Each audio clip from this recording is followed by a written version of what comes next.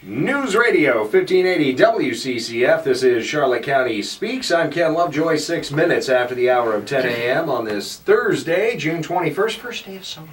First full day of summer. Is it really? It is. No. I thought it was June 22nd. No.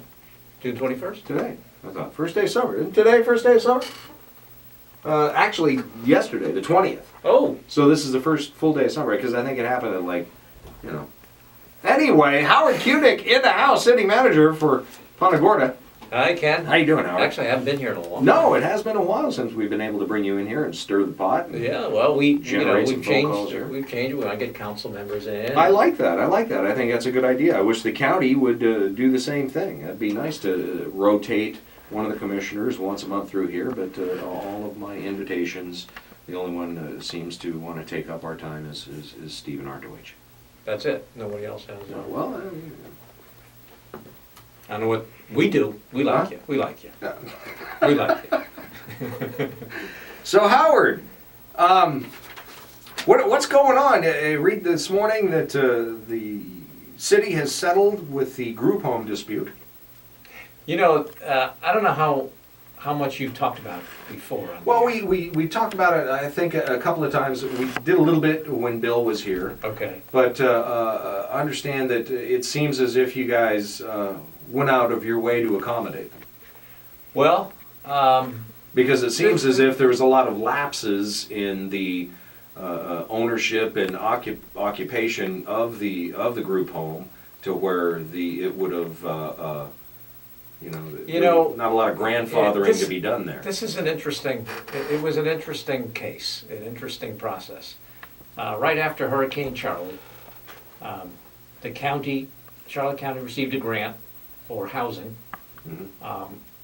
which all the money was spent throughout the county, including the city of Punta Gorda. Part of it was with the Homeless Coalition to purchase the property on 509 Berry and open it up for a facility that housed women with children, low-income women with children, and it was very successful for a while. It really was. I mean, you had over 30 people in there, and they blended well with the neighborhood, weren't issues, and remember, after Hurricane Charlie, people were having trouble finding housing.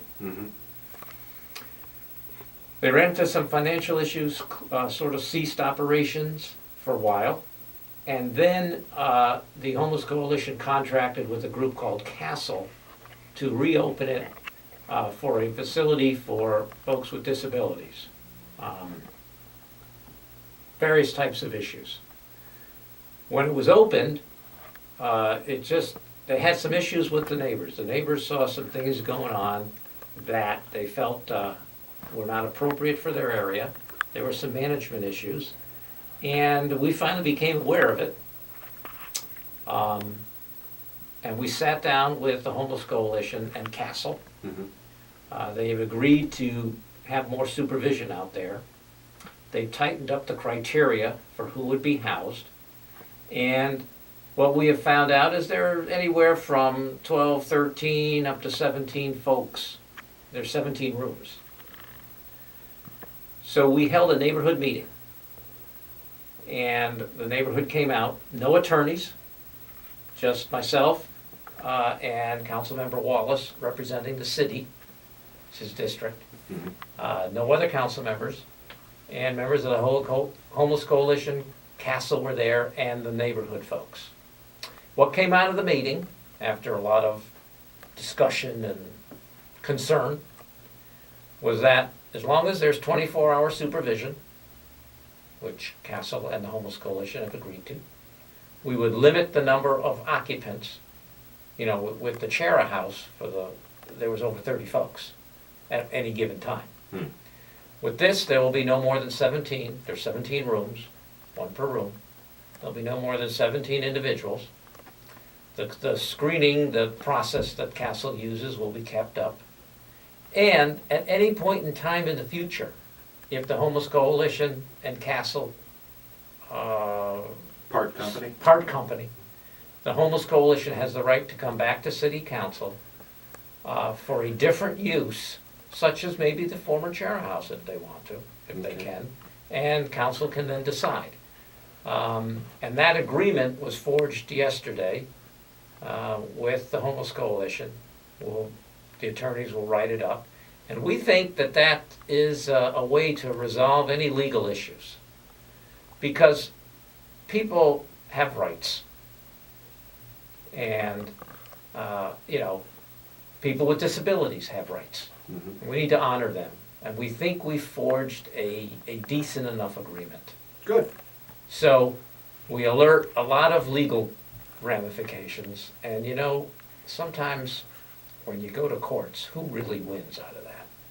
Oh, I'm with you. If you can settle it out of court, that's fantastic, and I'm still glad that you provide- guys were able to, come up with a good solution. How do the residents around Chara House, what is their reaction to the settlement?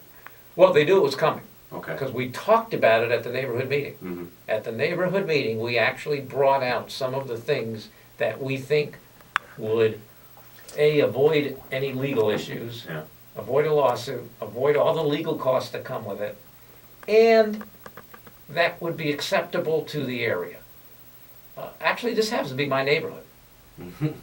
I live in this area. Mhm. And so, we go by that facility all the time.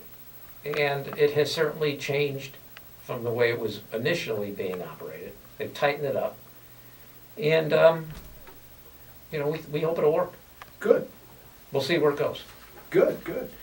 So, I dancing around it all morning.